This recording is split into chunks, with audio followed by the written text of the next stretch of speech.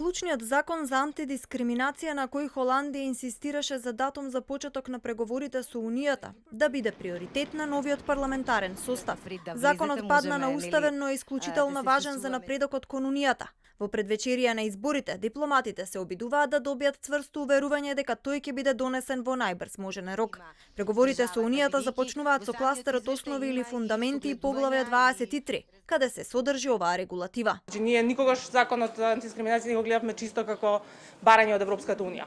Од друга страна, тој е критериум на директивите на ЕУ. Значи не е меко право, не е аспект на усогласување на одредени одредби со пракси, туку е всушност потреба за да можете да исполните критериуми и во поглавието 19 социјална политика и во поглавието 23. На денешната презентација на извештајот на Европската агенција за фундаментални права, каде за прв пат е опфатена Македонија, министерот Димитров објави дека имал разговор со холандскиот амбасадор Дирк Јан Коп и го уверил дека веднаш по конституирање на собранието овој закон ќе биде повторно донесен.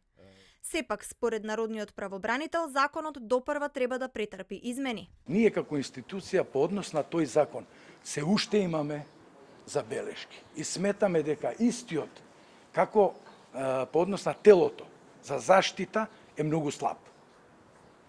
Слаб од начинот како се формира тоа тело и слаб на начинот како тоа тело може да штити од дискриминација. Ставот на народниот правобранител е тоа тело треба да биде уште на потранспарентен начин избрано и од лица или експерти кои не се инволвирани во разни политички структури. Овој закон беше донесен согласно со препораките на ЕУ, но Уставниот суд ја укина регулативата која доби позитивни мислења од Венецијанската комисија и од ОПСЕ. Спорно беше мнозинството со кое беше донесен, што беше и основа за иницијативата за оценување на неговата уставност.